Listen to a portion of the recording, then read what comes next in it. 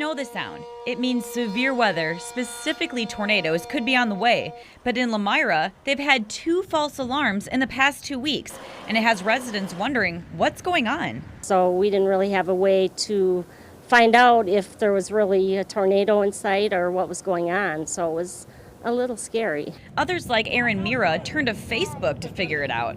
If I didn't go on to Lymira Noisy Neighbors, I would have taken shelter. Absolutely. But otherwise, yeah, since it's happened before, we kind of just brushed it off, which we shouldn't be doing. So the first time the sirens went off, this was because of these old phone lines. They needed to be repaired. This was not the case yesterday.